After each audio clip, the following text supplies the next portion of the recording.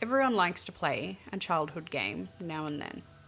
You might wrestle, enjoy a puzzle, or play a game of hide and seek. Sometimes a game might go wrong, or someone may lose, or there might be an argument, but they should not lose their life playing a game. Okay, let's go.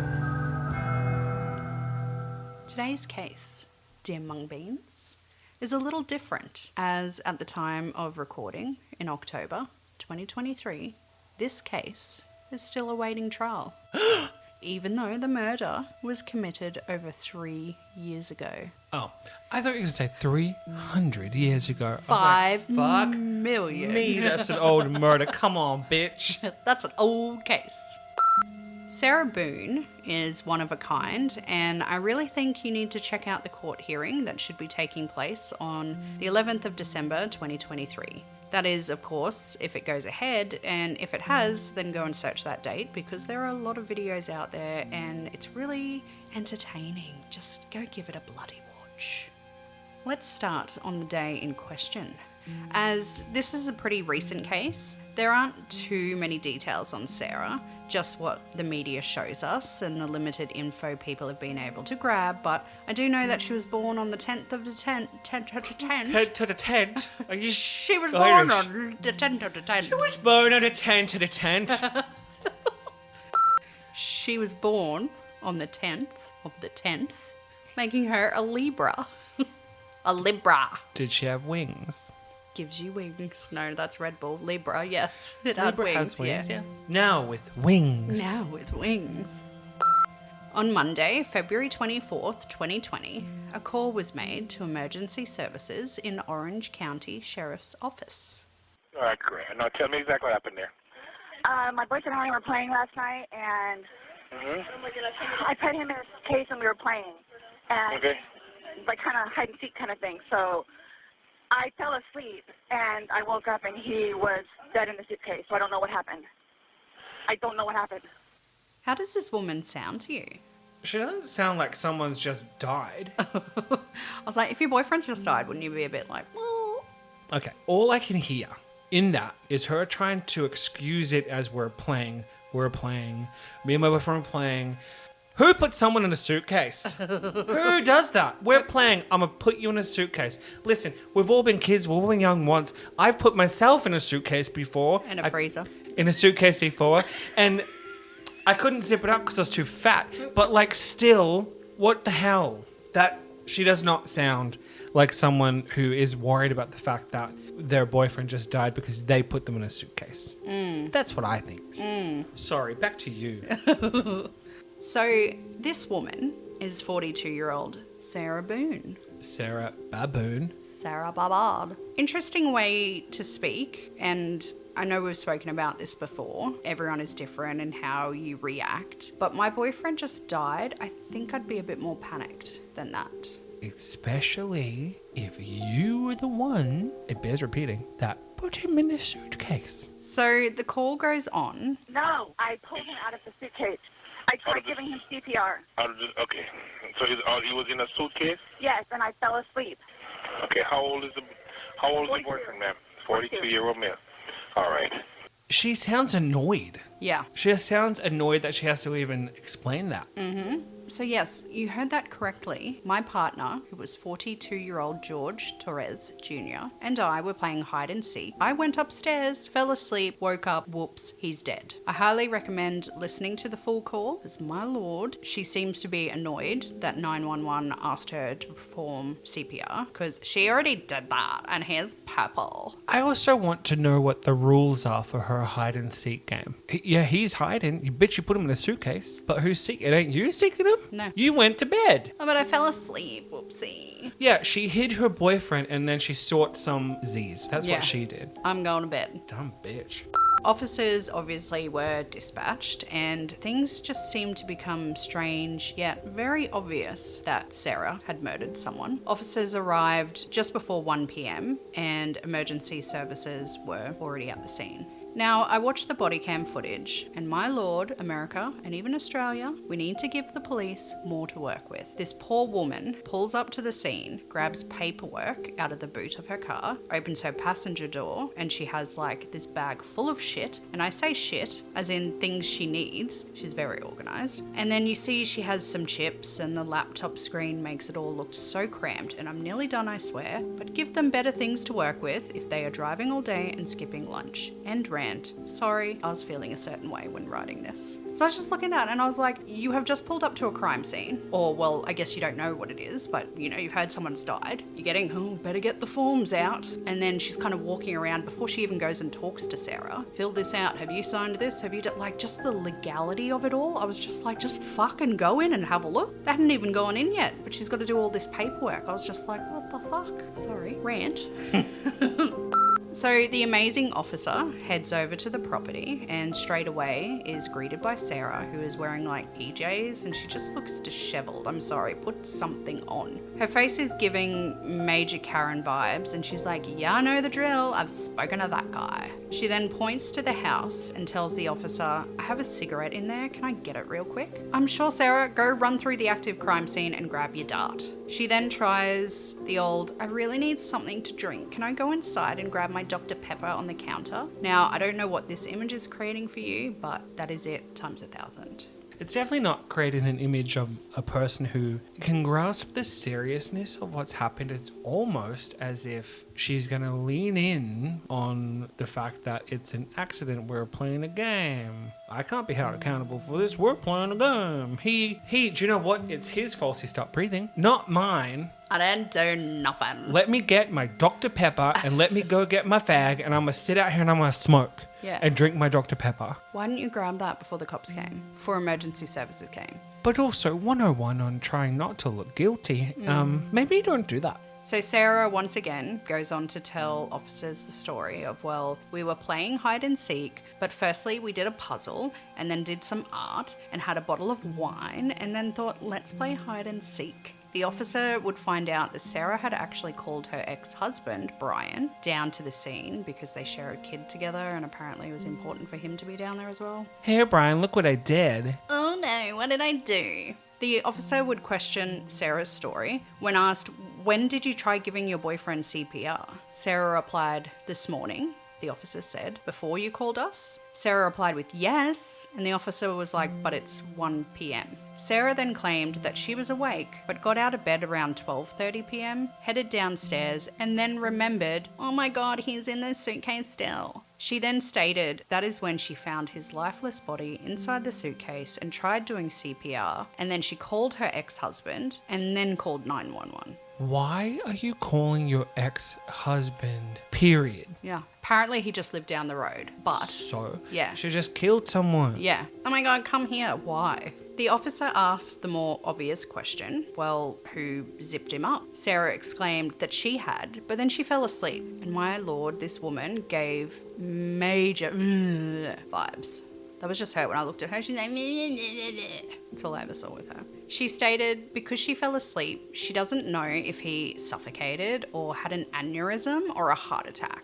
The officer questioned, well, did he have any medical history? Of course not, but they did have a bottle of wine. I don't know how he died. He was locked in a suitcase. No, I'm not laughing at him being locked in a suitcase. I'm laughing at the fact that she is questioning she doesn't know how he died. It hurts my soul. She looks like she's trying to be upset when she keeps stating, I don't know what happened. I mean, she couldn't even recall how long she had tried CPR before calling her ex-husband. She then keeps just going on asking about a drink because my mouth is dry. Can I go get my Dr. Pepper? Like all throughout the thing, that's all she's focused on. Throughout I wouldn't even call it an interrogation because they're at the scene still. She's like, I'm very dry. I need Dr. Pepper. Can I just go get a cigarette? Can I go talk to my ex-husband? She's like, no, stand here. Dr. Pepper is not going to moisten your mouth. Nor is a cigarette, you dumb cunt bitch.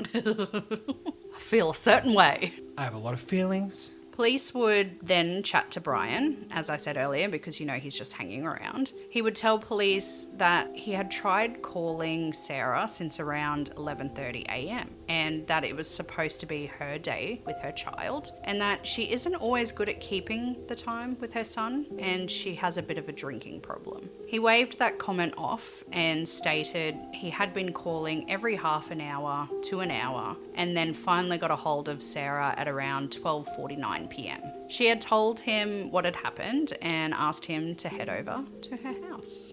He stated when he arrived, he told Sarah that she needed to phone 911 because apparently that hadn't entered her mind at all. Wait, hold on. Okay, stop. Oh no, you just wait for this next part. Stop the train for 1 second. I want to get off.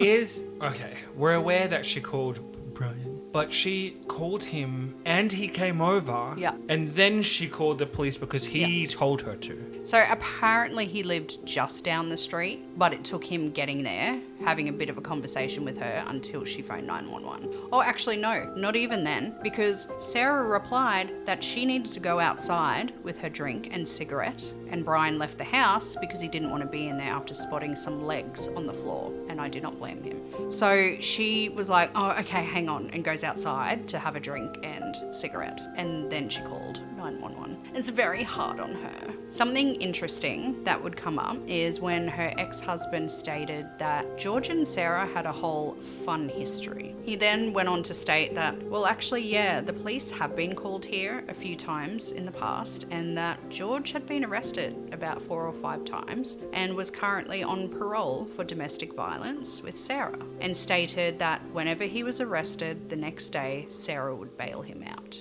Now that the officer had a bit of an understanding of what was going on, she started interviewing Sarah, asking how long her and George had been dating for, which was around 3.5 years. The officer asked Sarah to state her story again. So, you've had a second to kind of collect yourself. Tell it to me again. You guys were playing last night, drinking a bottle of wine. Putting puzzles together, doing artwork. Doing puzzles, artwork. Okay. Had a bottle of wine and then decided to play hide and seek. So he What time was that? Do you remember? I mean, I know that I was in bed probably by 12:30. Okay. Well, I went upstairs at least, and I fell asleep, forgetting that he was So in you the guys suitcase. were playing the hide and go seek. Yes. And at some point you put him in the suitcase? No, he got in the suitcase. So Okay. he thought it would be funny to be put in the suitcase. So I was like, okay, well, I'm going to joke with you, and I'll zip you up and make him, squirm a little bit, whatever it is. But then I fell asleep. I fell asleep. Where was the suitcase? Right You where got it in is. it? Right down there? Yes. You zipped him in there? Yes. Thought he would be funny, a little It joke. was. We both were laughing about it. Okay. And then I fell asleep Where did you fall asleep at? upstairs. In your bedroom? Yes. Okay. Totally forgetting that he was in the Joe, she fell asleep. Upstairs. I fell asleep. It was a joke. We were both laughing. So obviously we know who has murdered George, so the police more want to find out why. Was it premeditated? What are the motives? What's going on? I mean, clearly they were just playing a game. It was hide and seek and she just fell asleep. Yeah. Come on. Yeah, it was just, it's fine. Because the whole time Sarah is being questioned, she has this look of, okay, well, I'm done now. I'm going home. But no. Also, can I just say one thing I noticed in the body cam footage? And I was like, oh, sneaky. Before the officers would chat to one another, they would ask, are you still on? And they would reply with, yeah. Are you? My mind went straight to, cool. Like the body cams, they were being like, are you still on? And it's like, you sneaky little motherfuckers. You know what you're doing? This can be used for evidence later. Yeah, but they both had to answer. So it was like, are you still on? She'd be like, yeah. Are you? And he'd be like, yeah. And then they'd just go quiet. And I was like, shit. They're probably like, this crazy bitch. She obviously does not realize, again, the gravity of what's happened, or that the house is now an active crime scene. No, you cannot return to it. Not to mention, right now you are like suspect number 1, Yeah. because you have also admitted to the fact that you were the one who left him in there. Fascinating. It gives me major narcissist psychopath vibes. Oh, why is that? I don't know. Fucking. Detective / homicide obviously called in and would go and question Sarah as well. By this time, she was on the floor and started asking, do I need to stand up? Like, no, bitch, you can just sit down. She repeated the story that she'd told the officer before, but added that when she woke, she thought he was just downstairs on the laptop. So she walked downstairs, couldn't find him and was thinking, where is he? And then bam, she just found him in the suitcase. She also made a comment that I found so weird. She said, "We only had one bottle of wine. I don't know what happened." You locked him in the suitcase. He couldn't breathe and died. You can't tell police about the things that you remember. We did a puzzle, we played some games, we played hide and go seek. I locked him in a suitcase, I went to bed, I forgot about him, and then say I had a bottle of wine, I don't know what happened. You can't, plus a bottle of wine does not do that to you, darling. Yeah, I think her I don't know what happened was more, she was literally confused why he was dead. She's like, well, I don't know. Like, did he have a heart attack? Did he have a brain aneurysm? Literally makes me think that she has, I don't know, just something That not she there. is not taking any ownership over what happened. She's not culpable, even though she very much is. Good God. So one of the detectives asked, so was he laying on his side and you just put the top on and zipped it up? And Sarah said, yeah, but we were playing. They didn't ask, darling. Yeah. Sarah also asked officers who was going to tell his family because she was afraid for her life. George's family hated her and called her the blue-eyed white devil, and they said they're going to kill me. She stated this was not intentional and they're not going to understand that. Detectives entered her home, did a search of the house, and came back out to Sarah. Her first question to them was, so do you know why or how? They explained an autopsy would be performed the following day and they should have some more answers then. She then went on to ask detectives why the body is purple. Sarah would proceed to tell officers she was really scared. I really just do not think she realised the seriousness of her actions, like at all, and you need to watch the footage because you just, yeah. What is her IQ? I don't know. I hope we find out during the trial. She's an idiot. Yeah. Surprisingly, Sarah was not arrested that day, but in my mind you could clearly tell she had no idea she was about to go to jail, so I don't think police were worried about her trying to run. They did call her in the following morning for an interview, and they also asked to have a look at her phone, which she willingly handed in. Unfortunately for her, forensics would find 2 videos on her phone taken the night of the murder, and crazily enough, she didn't remember taking the videos because she also hadn't tried to delete them. Oh, Sarah Boone, you buffoon. The videos were released and it's pretty messed up. If you do want to watch it, it's out there. If not, don't need to. You can see the suitcase flipped and Sarah is recording. You can hear George saying, Sarah, Sarah, and she just goes, fuck you, for everything you've done to me, and just laughing that he is asking for her help. He continues calling her name, and she says, that's my name, don't wear it out. You can tell she is drunk as fuck, but she just sounded evil. He asked again, stating, Sarah, I can't breathe, seriously. And she just goes, yeah, that's what you did when you choked me. He keeps saying, I can't breathe, and she repeatedly tells him to shh and shut the fuck up. So viewer discretion, it's pretty fucked up, and it's literally watching a man beg for his life. That's not heavy at all. Not at all. It's literally, I'm guessing, the last time you would hear his voice ever.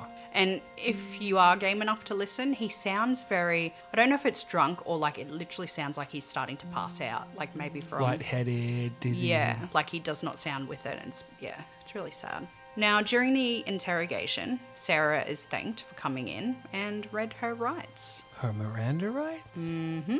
She didn't catch on, did she? Bitch, you got the right to shut the fuck up. They went through George's autopsy, which revealed that he'd actually sustained some injuries, and they wanted to know if Sarah knew anything about it. Of course she didn't. I don't know what you're talking about. Injuries? What do you mean? What do you mean? He had scratch marks to his back, a contusion to his left shoulder, a cut near his lip, and bruising on his forehead and head. Sarah claimed that she did not lay a hand on him and does not know what happened, but the scratch marks were from sex. And she also said that he's a bit clumsy and like runs into things as well, because you know that old thing. She was also extremely shocked that this was being asked and didn't understand why. Like, why are you asking me about bruises and stuff on him? She said the couple had been good and didn't know where this was coming from. So long story short, the police show Sarah the footage, which she did not want to see because it was so upsetting. The video also captured Sarah flipping the suitcase around and over, which she had stated originally that she never moved the suitcase. Maybe why there's some bruises and bumps on him as well. I legitimately think this lady thought she was having a bad day and about to go home. She even made a comment about how this is killing her right now. This is killing you. You killed someone. Oh, did you hear that she solved her own case as well? Did you know about this? I don't know if you know about this. The interrogation videos and stuff that I watched was some time ago. I'm not familiar if it's more recent. So Sarah goes, I figured it out. It was the alcohol. What? That's what killed him. It was the alcohol. In his system? The alcohol. No, Joe, just the alcohol Just the killed alcohol. him. Yeah, it just like, we don't need to dive, like, we don't need any more info. Ah, okay. Well, I got it. It's the alcohol. she's right. It was the alcohol. Yeah, not leaving him in a suitcase at all. She kept repeating, this was not my intention. It's not my intention. They did ask if she was willing to give some fingernail swabs, like to get some, DNA underneath. And she was like, yeah. And they asked her, is everything they spoke about today the truth? She was nervous to answer this because I think she was starting to kind of clue on a little bit by now of what might be happening. She got read her Miranda rights. Yeah, but you got read your rights. Like, you should have asked for a lawyer. Obviously, they arrested her and charged her with second-degree murder, and she just kept saying, why is this happening? The detective responded that George is dead, and Sarah said, yeah, but not intentionally. She also said that this was a trick, like the officers had tricked her into coming. And they're like, no, we didn't. She's like, you tricked me to come here today. And they're like, no, you didn't. That is not true, ma'am. Sarah finished with, really, guys? So if I didn't show up, then shrug. So she tried to be like, oh, so I shouldn't have showed up? What would have happened? Listen, you little idiot. Whether you had turned up the next day or not, they were coming for you. She also demanded someone call her ex because her son is waiting for her to get home. Like, she seemed genuinely annoyed. Like, really, guys? Really? My son is waiting for me to come home. So, as I said, this case is still ongoing, and you might be thinking, But Ashley, you said this case was in 2020 and now it's 2023. yeah, this bitch is rather special. Her case has been pushed back numerous times, and of course, remember 2020? Little odd thing called the COVID? At the time of recording, in October, she has also gone through 6 different attorneys. And not ones that she has paid for, but court-appointed attorneys.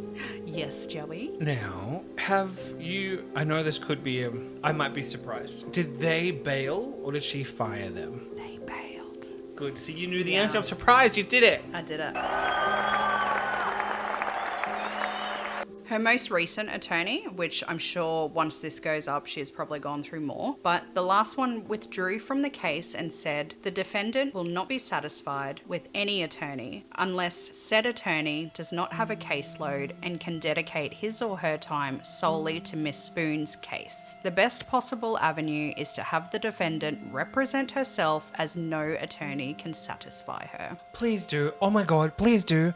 That is such a mess when you get to see people who operate as their own attorneys. Fuck, I love it. But like, how bad is that the lawyer's going, this bitch? It's very true, but also, bitch, if you want someone, then you need to retain them. Get them their retainer and then book them so that they can focus solely on you. 1, you can't afford to do that, which is why you're getting a public defendant. Number 2, they are a public defendant, so they kind of have to help whoever they're assigned to. So you aren't the one that can make that decision, you dumb little slut. And most of the time they're completely overworked and overloaded with cases. They And underpaid.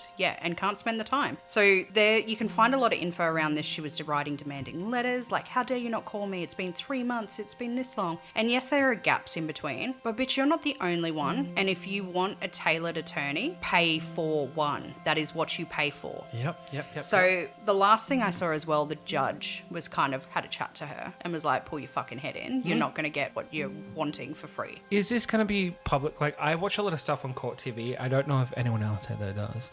Yes. But Court TV is very... Well, I mean, that's also that if you talk to, like, law nerds and stuff, because it's a whole community, a lot of places don't really like Court TV because of the way that they do some things. And and copyright strike. They copyright strike everything if you use their content, so whatever. Is it going to be televised? Do you know? I don't know, but I hope so. Same, because I'm getting popcorn Yeah. and I'm watching that. Well, I'd like to think it is because they've been televised, like they've been showing all the clips. Yeah. Well, you know, like show business and then like some other like high profile cases and stuff are normally. Yeah, so I hope so because this one has been popping up in the news a fair bit from her losing so many attorneys because they all pretty much withdrew. And I bet you after everything happens, she's probably going to try to go through the appellate court too and appeal it, and she'll get denied. Well, a lot of news articles think that her new defense lawyer could argue battered spouse syndrome defense to try for an acquittal. But to win that, Sarah would need to show that she was a victim of this ongoing cycle of violence, and her only way out was to kill him. So again, court date is scheduled for December 11th, 2023. Time of you listening to this, who knows, it might be out there, it might be pushed back again, who fucking knows.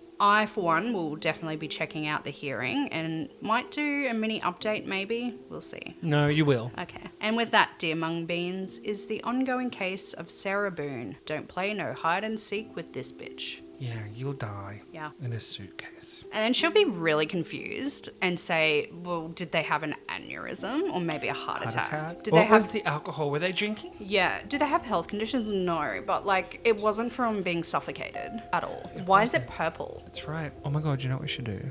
We should do a joint case, a joint episode where you do an update on that and I do an update on shit business. Fuck yeah. Because her shit's already come out and Yeah, happened and we let's haven't do it. touched on that. We'll do a shaboon. Or Boone business. Boone business. Shaboon business. Shaboon business. Shaboon business, bitch. Keep an eye out for that one. And on that note, goodbye. Goodbye.